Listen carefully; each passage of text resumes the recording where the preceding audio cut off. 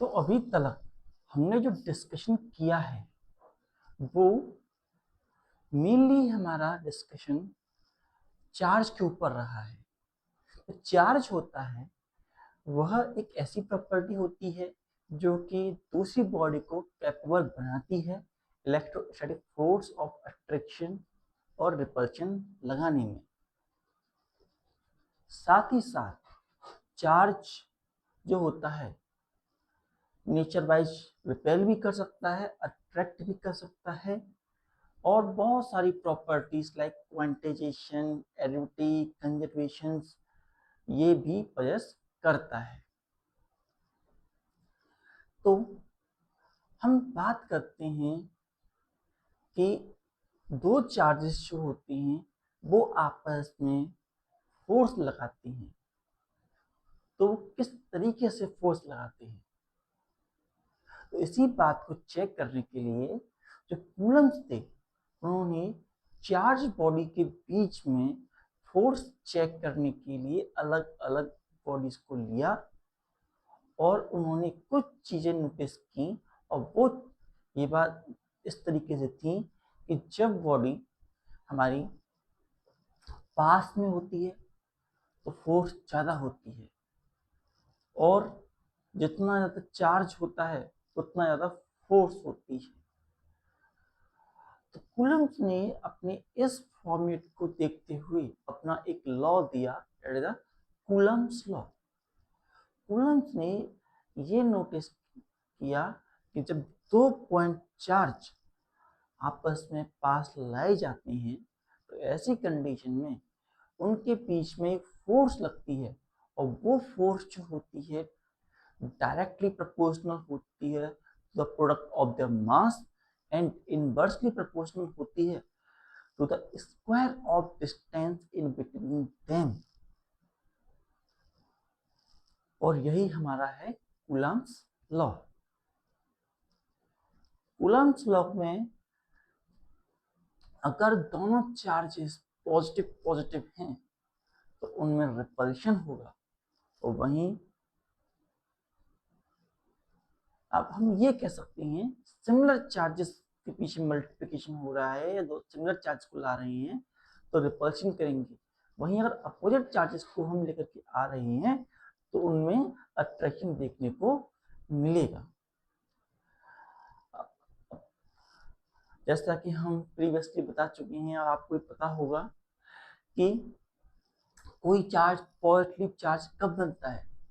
कोई charge positive charge तब होता है जब वो अपने इलेक्ट्रॉन्स को लूज कर देता है और नेगेटिव चार्ज कब होता है जब वो इलेक्ट्रॉन गेन कर लेता है या उस पर एक्सेस ऑफ इलेक्ट्रॉन हो जाती है। ऐसी कंडीशन में वो नेगेटिव चार्ज बन जाता है। आप इसे ऐसे समझ सकते हैं कि टीचर ने आपको होमवर्क दिया करने के लिए, तो जो बच्चा होमवर्क कर लाया वो बच्चा पॉजिटिवली चार्ज है क्योंकि उसके पास नॉलेज है, उसने टाइम लूज किया है तो उसे नॉलेज मिली है। वहीं एक बच्चा जिसने अभी होमवर्क नहीं किया है जिसने तो वो नेगेटिव चार्ज हो जाता है। अब टीचर जो है कॉपी चेक करने के लिए बच्चों को बुलाते हैं। तो जिन बच्चों की कॉपी कंप्लीट हो चुकी है पॉजिटिव चार्ज, जिनकी नहीं हुई है वो नेगेटिव चार्ज, और पॉजिटिव चार्ज नेगेटिव चार्ज को अट्रैक्ट करेगा। तो ये भी हमारे साथ अट्रैक्शन का फिनोमेनन रहता है और ये डायरेक्टली प्रोपोर्शनल होता है to the product of their charges and inversely proportional to square of distance in between them. तो अब यही हमारे लिए कूलम्स लॉ में काम करता है और अब हम कूलम्स लॉ को एक बार देख लेते हैं।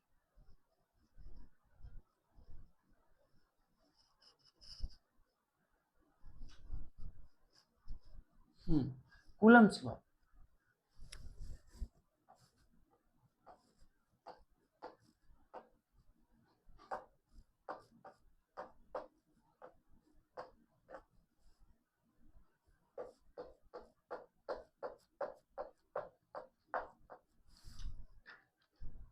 इसके लिए हम यहाँ पर देखते हैं हमारे पास एक चार्ज है, जैसा चार्ज going to have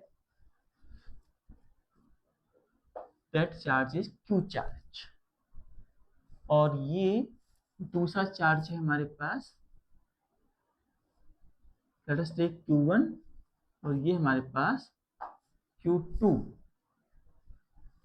और ये दोनों जो हैं r डिस्टेंस पर रखे हुए हैं। ये हमारे पास लेट अस टेक पॉइंट, ये हमारे पास ए पॉइंट है और ये हमारे पास बी। तो इन दोनों चार्ज के बीच में जो फोर्स लग रही है वह फोर्स डायरेक्टली प्रोपोर्शनल होती है to the product of the charges and inversely proportional होती है to the square of distance in between them। और एक बात, ये चार्ज जो हैं हमने कैसे माने हैं, point charge, that is we have Q1 and Q2 are point charge. हमारे Q1 एंड Q2 जो हैं वो पॉइंट चार्जेस हैं।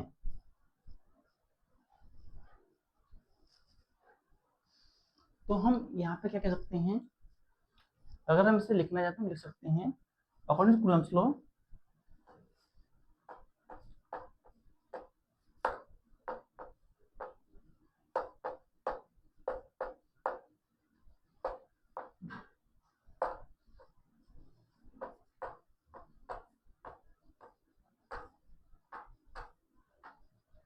force of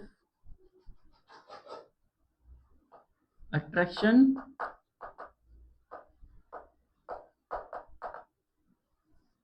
और repulsion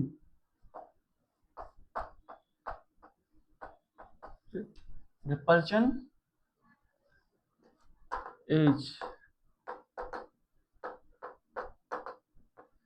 directly proportional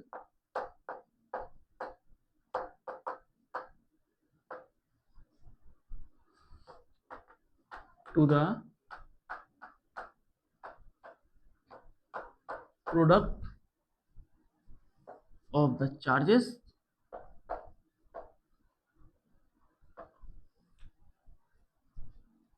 and inversely proportional to square of distance between them, and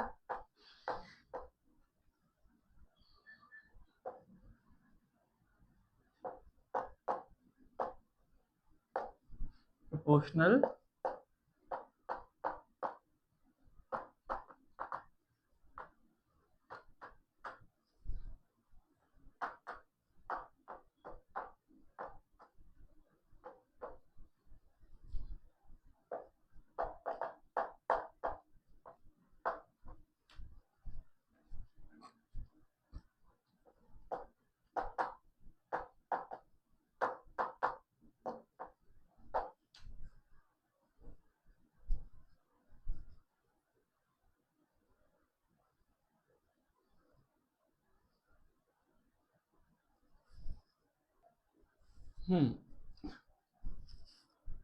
तो जैसा हमने यहाँ पे दिखाया, डायरेक्टली प्रोपोर्शनल का मतलब क्या है कि अगर प्रोडक्ट ऑफ चार्ज ज्यादा होगा तो हमारी कुल जो कूलम्ब इलेक्ट्रोस्टैटिक फोर्स लगेगी वो भी हमारी ज्यादा होगी। वहीं अगर डिस्टेंस बढ़ा तो हमारी फोर्स कम हो जाएगी। तो हम इन दोनों को कंबाइन करके लिखते हैं तो क्या बनता है, तो हमारे पास पहली इक्वेशन बनती है force is directly proportional Q1 Q2, that is equation 1, and force is inversely proportional to R square, equation second, और दोनों को हमने कंबाइन कर दिया।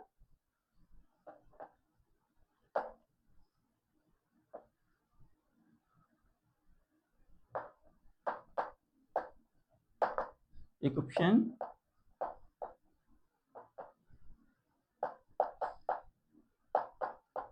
फर्स्ट एंड सेकेंड, तो हमारे पास वैल्यू बनती है force is directly proportional to Q1 Q2 upon r square के बराबर।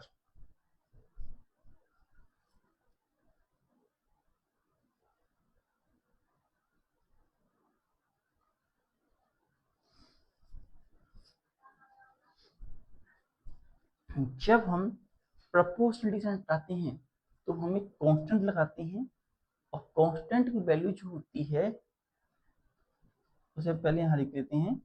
अगर हम प्रोपोर्शनलिटी से हटाएंगे तो एक कांस्टेंट लगाएंगे, तो है सी कांस्टेंट है, और Q1 Q2 अपॉन के आर स्क्वायर हमारी वैल्यू के आती है। यहाँ पर जो सी है इसकी वैल्यू होती है 1/4πε0। यहाँ पर फोर्स की वैल्यू हमारे पास हो जाती है 1/4πε0 Q1 Q2 अपॉन के आर स्क्वायर। ये हमारे पास कूलम्स लॉ का फॉर्मूला बनता है।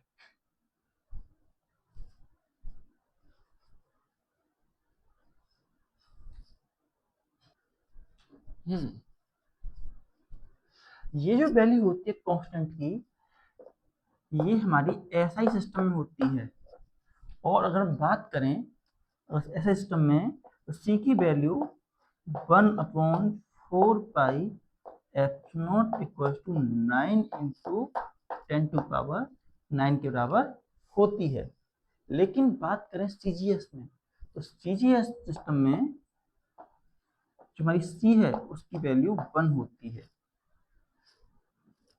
इसके बाद यहाँ पर जो हमारे पास एप्सिलॉन है, इसे हम बोलते हैं परमिटिविटी। और परमिटिविटी जो होती है वह एक मटेरियल की जिसमें इलेक्ट्रिक कंडक्ट हो रही है, वो जो मटेरियल है वो किस प्रकार से उसे इम्पैक्ट कर रहा है। और जैसा कि हम जानते हैं जब चार्ज फ्लो करता है तो मटेरियल कुछ ना कुछ अपोजिशन करता है और चार्ज को कुछ ना कुछ कंज्यूम कर लेता है, रोकता है। तो ये परमिटिविटी चार्ज को अपोज करती है या फिर उसको कंज्यूम कर लेती है। एक मेटेरियल की प्रॉपर्टी है ये, जो कि फ्लो ऑफ चार्ज को रजिस्ट करती है, इसीलिए हमने इसे डाउन नीचे लिखा है।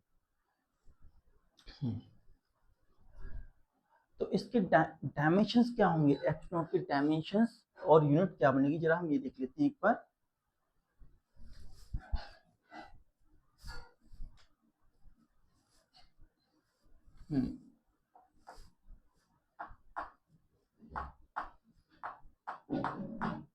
Dimension of permittivity,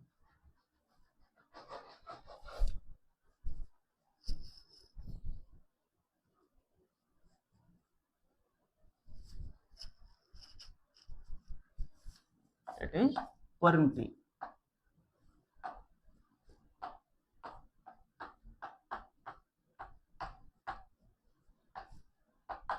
dimension of permittivity क्या होंगे, तो हमारे पास फोर्स का फॉर्मूला F इक्वल्स टू 1/4πε0 है, equals to Q1 Q2 upon r square. और हम अगर इसे इधर ले जाते हैं F0 को,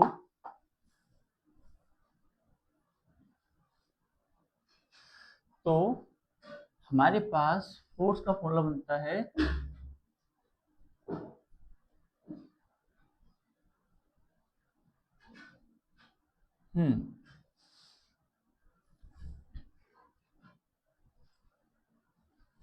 यहाँ से हमने ये सब दे दिया।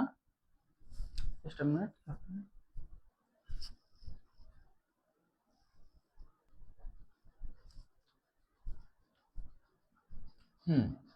यहाँ पर इधर आ जाएगा 1/4 f q1 q2/r²। तो एफ नॉट की वैल्यू हमारे पास, हम अगर देखें तो हमारे पास ये न्यूटन, दो चार्ज हैं, कूलम डॉट कूलम, और ये मीटर का होल स्क्वायर। तो हमारे पास क्या बनती है वैल्यू इसकी,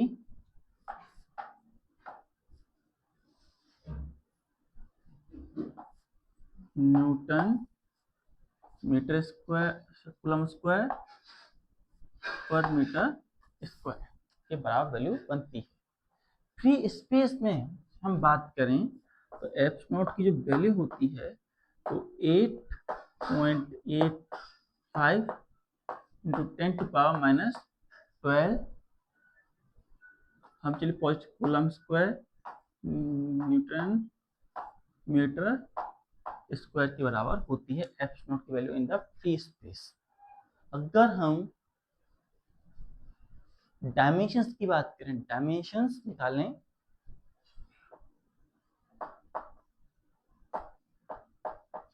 डायमेंशन ऑफ एफ नॉट, तो ये हमारे पास चार्ज है, it is equal to A T का होल स्क्वायर, ये हमारा फोर्स है एम एल टी माइनस 2 - 1, और ये मीटर स्क्वायर मतलब एल माइनस के 2 के बराबर वैल्यू है। नाउ